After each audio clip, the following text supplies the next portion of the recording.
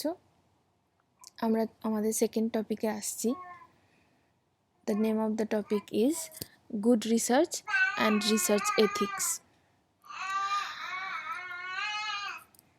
So we'll start from the definition of research.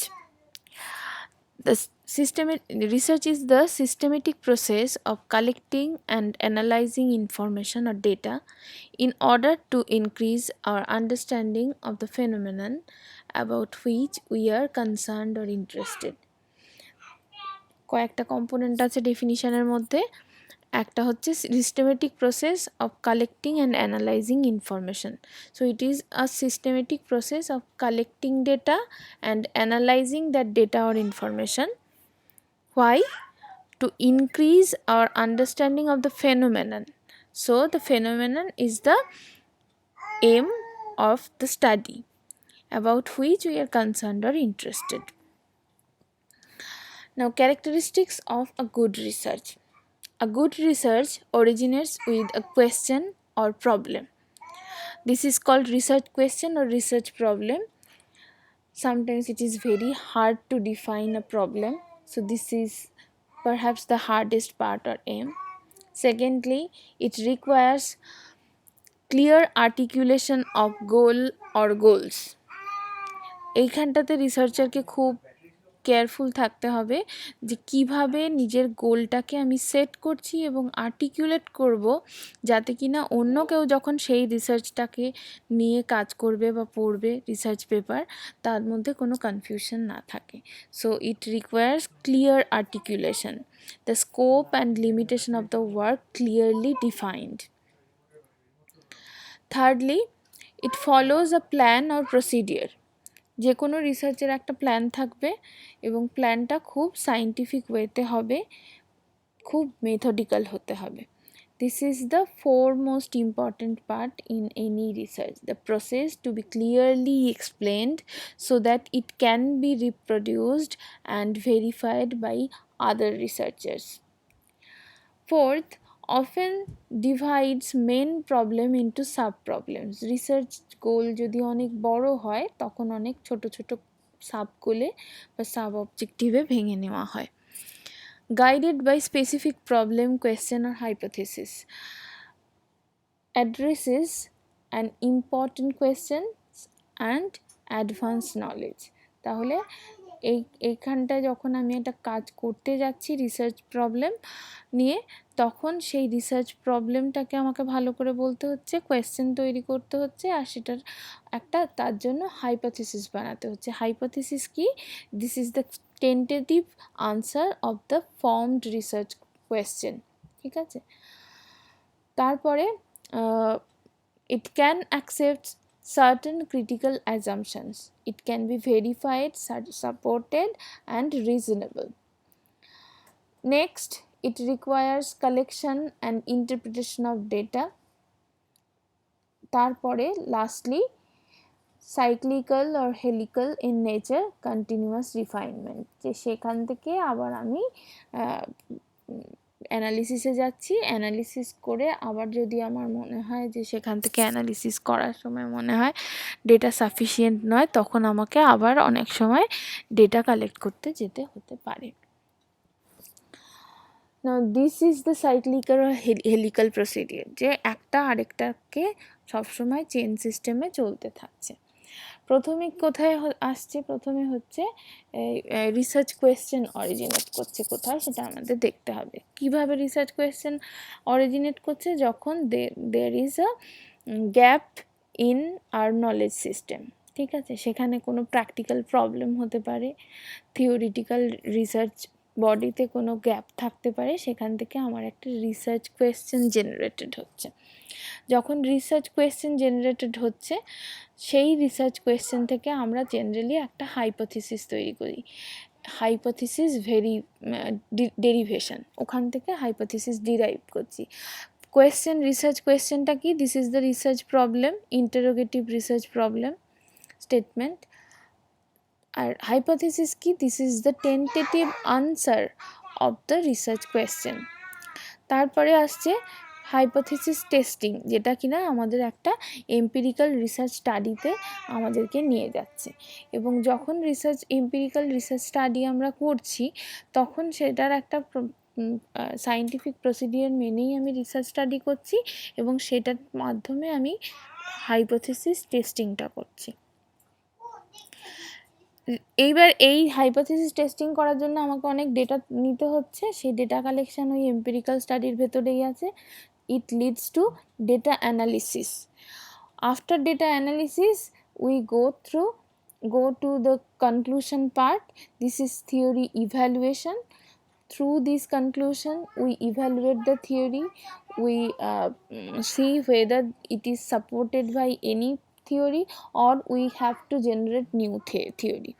তো এই জায়গাটা, আর সেই পুরো জায়গাটা থেকে থিওরি কনস্ট্রাকশন, থিওরি রিভিশন, এই জায়গাটা তৈরি হচ্ছে। আর রিসার্চ বডিতে কি হচ্ছে, রিসার্চ লিটারেচারে এটা আরেকটু কন্ট্রিবিউট করছে। আমি যে কাজটা করলাম সেই কাজেরটা যখন আমি পেপার পেন্সিলে রিসার্চ পেপারে লিখে দিয়ে যাচ্ছি, তখন সেটা একটা রিসার্চ লিটারেচার তৈরি করছে।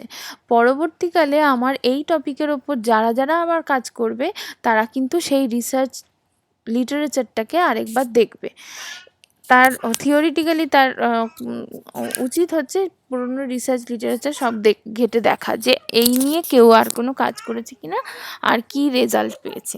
তার মানে এই রিসার্চ লিটারেচার আর research question, future research question, এই দুটো কিন্তু সাইক্লিক্যালি নিজেদের মধ্যে ঘুরতে থাকে। কারণ যখনই কেউ নতুন রিসার্চ কোয়েশ্চেন তৈরি করবে, তখনই সে পুরনো রিসার্চ লিটারেচার পড়বে, আর যখনই রিসার্চ লিটারেচার তৈরি হবে, সে আবার নতুন কোয়েশ্চেন, সেখানে সেই কাজের মধ্যে কি গ্যাপ আছে সেখান থেকে আবার নতুন রিসার্চ কোয়েশ্চেন তৈরি করবে।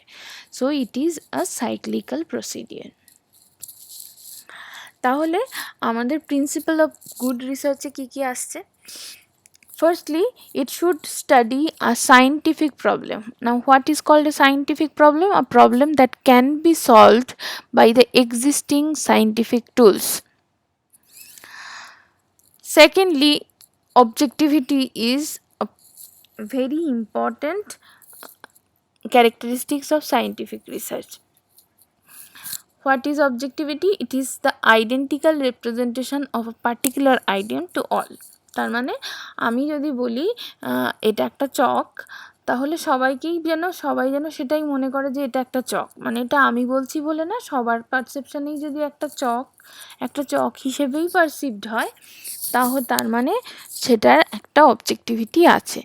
আর যদি একটা ছবি দেখে আমি বলি যে এটা মনে হচ্ছে একটা চক, আরেকজন বলছে এটা মনে হচ্ছে একটা পেন্সিল, আরেকজন বলছে এটা মনে হচ্ছে একটা স্ট্র, তাহলে সেই পিকচারের অবজেক্টিভিটি ভ্যালু কম, সেখানে সাবজেক্টিভিটির চান্স অনেক বেশি হয়ে যাচ্ছে। তাই অবজেক্টিভ রিপ্রেজেন্টেশন মানে it is the identical representation of a particular item. Thirdly, empiricism. Empiricism কি? এম্পিরিক্যাল স্টাডি বা এম্পিরিসিজম মানে knowledge is based on experience derived from the senses, যেটাকে বাংলায় আমরা বলি হাতে কলমে। তো হাতে কলমে মানে নিজের হাতে কাজ করব এবং আমার সেন্স অর্গান দিয়ে আমি দেখব যে কী রিসার্চ আউটকামে কী চেঞ্জেসগুলো এলো। তারপরে রেপ্লিকেবিলিটি কথাটার মধ্যে দুটো কথা মিশে আছে, রেপিটিশন, ডুপ্লিকেবিলিটি। তার মানে আমার এই কাজটা আরেকবার রিপিট করা যাবে কি না, আর এই কাজটা আরেকটা ডুপ্লিকেট কাজ করা যাবে কি না, দ্যাট ইজ কল্ড রেপ্লিকেবিলিটি। এবার আমি একটা কাজ করলাম, সেই কাজটা যদি আর রেপ্লিকেবল না হয়, তাহলে যেটা প্রবলেম হবে যে পরবর্তীকালে লোকে বুঝতে পারবে না আমি যে কাজটা করলাম সেটার বাই চান্স কোনো এফেক্ট এসেছে, নাকি স্যাম্পল প্রপার হয়নি বলে এরকম রিসার্চ এফেক্ট এসছে, নাকি সত্যিকারেই এই ধরনের কাজে এরকমই এফেক্ট আসতে পারে। তারপরে হচ্ছে validity, logical and factually sound. তাহলে ভ্যালিডিটি মানে আমি যেটা টেস্ট করতে যাচ্ছি বা যে কাজটা করতে যাচ্ছি সেই কাজটাই আমি করে উঠতে পারলাম কি না, তাহলে ওটাকে বলবে ভ্যালিড। আচ্ছা, তারপরে হচ্ছে রিলায়েবিলিটি। রিলায়েবিলিটি হচ্ছে কনসিস্টেন্সি, যে কাজটা আমি করলাম সেই কাজটা বারবার যদি করি, যদি ইন্টেলিজেন্সটা বারবার একটা পার্টিকুলার ইন্টেলিজেন্স টেস্ট দিয়েই টেস্ট করি, তাহলে একই রেজাল্ট আসবে নাকি বিভিন্ন রকম রেজাল্ট আসবে। ভ্যালিডিটি যদি আমি এই এক্সাম্পলটা দিয়ে বলি, ইন্টেলিজেন্সের এক্সাম্পল দিয়ে, তাহলে আমি যে ইন্টেলিজেন্স টেস্টটা বানাচ্ছি সেটা ইন্টেলিজেন্সটাকেই টেস্ট করছে নাকি অন্য কোনো মেন্টাল এবিলিটি টেস্ট করছে, সেইটাকে বলবে ভ্যালিডিটি। যদি ওটা ইন্টেলিজেন্সকেই টেস্ট করে তাহলে সেটাকে বলবে highly valid. Next is parsimony. Parsimony means how economical a person or researcher is in terms of time and energy. Next, generalizability. Generalizability means how can I infer my present research result to the future events. ঠিক আছে, so finding can be applicable to other settings also. So this is called generalizability. তারপরে আসছে skepticism. This is the doubt as to the truth of something. যেটাই আমি দেখছি সেটা নিয়েই আমাকে কোয়েশ্চেন করতে হবে, কোনোটাই আমি শুনেই বিশ্বাস করব না, আমি আগে টেস্ট করে তারপরে বিশ্বাস করব, বা প্রপার অথেন্টিক সায়েন্টিফিক লিটারেচার দেখে শুনে তখনই কোনো একটা পার্টিকুলার ইনফরমেশানকে আমি অ্যাকসেপ্ট করব বা গ্রহণ করব। তারপরেরটা ছিল এথিক্যাল। এথিক্সের জায়গায় এসে আমি আবার পরে কথা বলছি, তাই এখন আমি এখানে কাজ করছি না, শুধু এটা বলে রাখছি যে গুড রিসার্চের প্রিন্সিপালের মধ্যে ethical should B a very important point. এখানটায় ক্যারেক্টারিস্টিক্স অফ গুড সায়েন্টিফিক রিসার্চের কথাই বলেছে, কিন্তু এখানে কতগুলো সাবহেডে ভাগ করেছে। যেমন firstly a theoretical framework. So a good research must be theoretically sound. A good theoretical framework should be there behind any research or new research method. What is a theoretical framework? It is a systematic way of organizing and explaining observations, and it is the hypothesis that flows from the theory or from an important question. Secondly, it must follow a standardized procedure that is the same for all subjects except where variation is introduced to test a hypothesis. তার মানে এখানে experimental কন্ডিশনের কথা বলছে। Experimental কন্ডিশনে যে আমার স্যাম্পলটা থাকবে তার কাছে আমি ট্রিটমেন্টটা দেব। ট্রিটমেন্ট মানে ইন্ডিপেন্ডেন্ট ভেরিয়েবল, তাকে আমি ইন্ডিপেন্ডেন্ট ভেরিয়েবলে এক্সপোজ করব। বাকি সমস্ত আলাদা যে পার্টিসিপেন্টসরা থাকবে, যারা কন্ট্রোল গ্রুপে থাকছে তাদেরকে এবং অন্য সমস্ত রেসপেক্ট থেকে এক্সপেরিমেন্টাল গ্রুপের সাবজেক্টদেরও আমি ইকুয়ালি ট্রিট করব। শুধু কোথায় গিয়ে ডিফারেন্সটা হবে, except where variation is introduce to test a hypothesis. তাহলে এই টেস্টিং হাইপোথিসিসের জায়গায় গিয়ে আমার কিন্তু আইভি ম্যানিপুলেশন, আইভি অ্যাসাইনমেন্ট এই জায়গাটা থাকছে। Next is generalizability, a sample that is representative of the population that must be drawn, and the procedure that is sensible and relevant to circumstances outside the laboratory.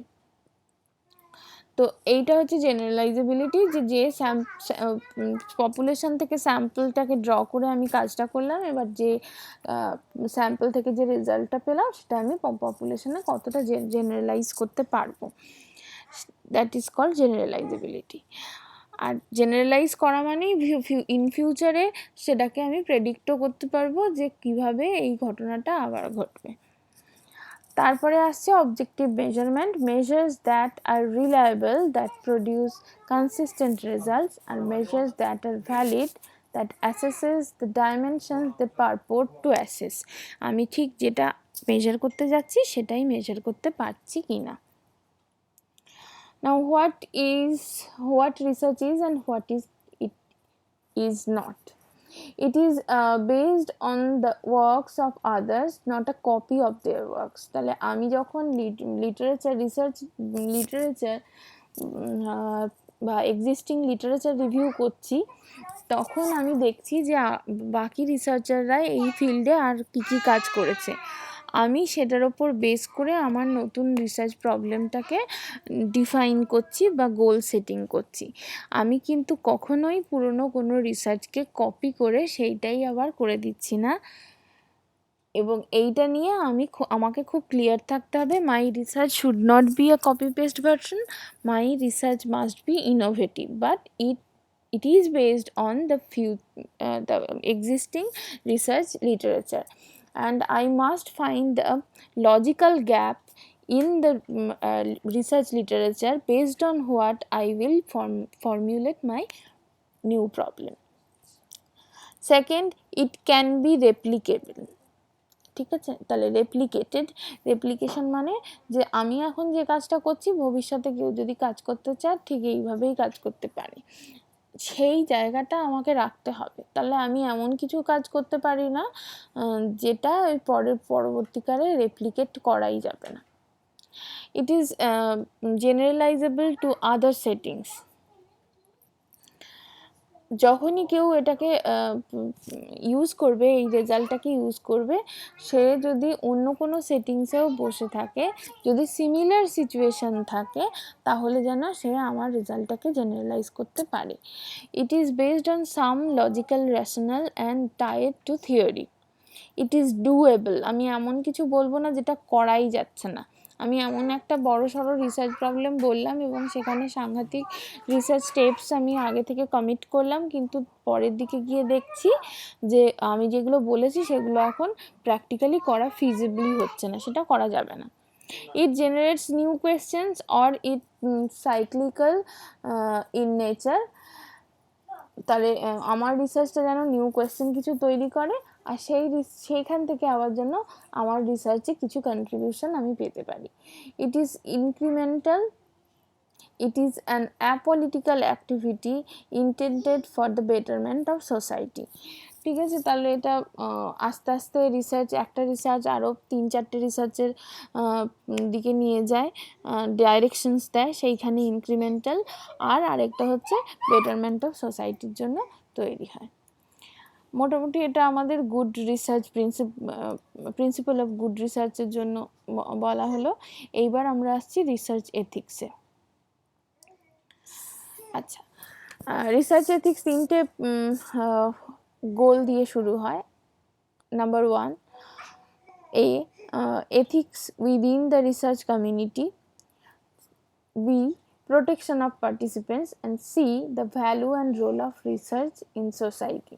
তাহলে আমি যে কাজটা করছি সেই কাজের এই এথিক্যাল ইস্যুসগুলো নিয়ে আমাকে মাথা ঘামাতে হবে এবং এটার উপরে বেস করেই আমার পরবর্তী কাজ হবে। এথিক্সের মধ্যে কী কী আসছে? People involved in the research should be protected from physical, emotional or psychological harm or stress. The privacy and confidentiality of research participants should be protected. People should provide without coercion their informed consent to take part in the research. তার মানে প্রথমেই আমাকে কিন্তু অনুমতি নিয়ে নিতে হবে, এটাকেই বলে ইনফর্মড কনসেন্ট। সে বলা হবে যে আমি এই রিসার্চ করছি, এই হচ্ছে তার মেন গোল, অমুক তমুক, এইবার আপনি আমার রিসার্চে পার্টিসিপেট করবেন কি না। যদি কেউ নিজের ইচ্ছেই পার্টিসিপেট করে তবেই তাকে নেওয়া যাবে, that is called informed consent. Research participants should not be deceived, including the true nature of the research, unless the circumstances are exceptional. তো in majority of cases বলাই হবে participants-কে that this is my research goals and if you please participate in my research, it would be better for us. তো এইটা বলেই আমরা কাজ শুরু করব। এটা কোনো জায়গায় ডিসেপশনের জায়গা নেই। যদি আমি ডিসেপশন দিয়ে কাজ করি তখন সেটা আবার এথিক্যালি রং হবে। তারপরে হচ্ছে the research should not lead people to commit acts that are illegal or diminish their self respect. তো এরকম কোনো কাজ রিসার্চে করা যাবে না।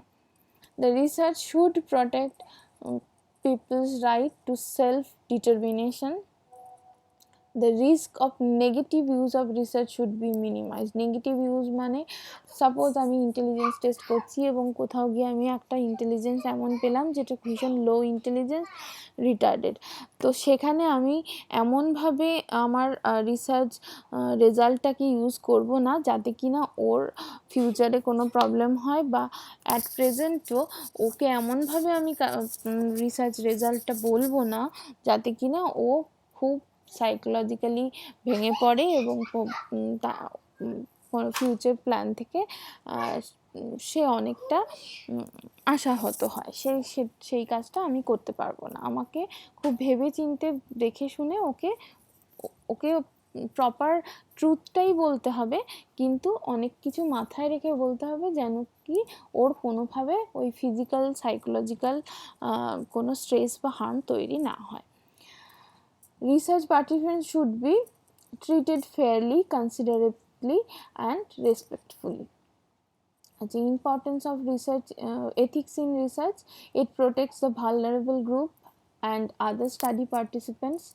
Participants are safeguarded from exploitation, establishes risk-benefit ratio for study subjects, ensures fullest respect, dignity, privacy, disclosure and fair treatment for subject, builds capability of subjects to accept or reject participation in study. তাহলে এই সমস্ত দিকটা আমাকে মাথায় রাখতে হবে এবং যে কোনো সময় এটা আমাকে অ্যাকসেপ্ট করে নিতে হবে। যদি কেউ বলে যে আমি আর এই রিসার্চের মধ্যে থাকতে চাই না, আমি চলে যেতে চাই, তাকে চলে যেতে দিতে হবে এবং প্রথমে যদি কেউ রাজি না হয় তখন আমাকে জোর করা যাবে না, ইনফর্ম কনসেন্ট নিয়েই কাজ করতে হবে। আর কাজ করার সময় ওর মধ্যে কোনো ধরনের রিস্ক বা কোনো ধরনের হার্ম যেন না হয় সেটা আমাকে আগে থেকে এনশিওর করতে হবে। ওকে ফুল রেসপেক্ট, ডিগনিটি দিতে হবে এবং ওর রেজাল্টটা আমাকে পুরোটা কনফিডেন্সিয়ালি ট্রিট করতে হবে। আমি কখনো ওর রেজাল্টটাকে পাবলিক করতে পারি না। তাহলে এইগুলো হচ্ছে রিসার্চ এথিক্সের বিভিন্ন কম্পোনেন্টস। আর এই সমস্তগুলোকেই একজন রিসার্চারের মাথায় রাখতে হবে। অনেস্টি থেকে শুরু করে values, morals, confidentiality, regulations, rules, respect, autonomy সমস্ত মাথায় রেখে পার্টিসিপেন্টকে ট্রিট করতে হবে যাতে কিনা তারা কোনোভাবে কোনো অংশেই রিসার্চ দিয়ে কোনোভাবে তাদের মধ্যে কোনো ক্ষতি না হয়। বেনিফিট হতে পারে কিন্তু ক্ষতি যেন না হয়। তাহলে এই হলো রিসার্চ এথিক্স, এবং রিসার্চ এথিক্স মাথায় রেখে আমাদেরকে রিসার্চ ডিজাইন করতে হবে। এবং যেহেতু আমাদের সাবজেক্ট একটা এমন একটা সাবজেক্ট যেটা বিহেভিয়ারাল সায়েন্সকে দেখছে, তাই জন্য আমাদের সবসময় স্যাম্পল করতে হবে হিউম্যান বিইংয়ের ওপর। তাই জন্য এই জায়গাটা হচ্ছে ফোরমোস্ট ইম্পর্ট্যান্ট। আমি কখনো রিসার্চ এথিক্স ভায়োলেট করে কোনো গুড রিসার্চ প্রবলেম ফর্মুলেট করতে পারবো না। ঠিক আছে, থ্যাংক ইউ।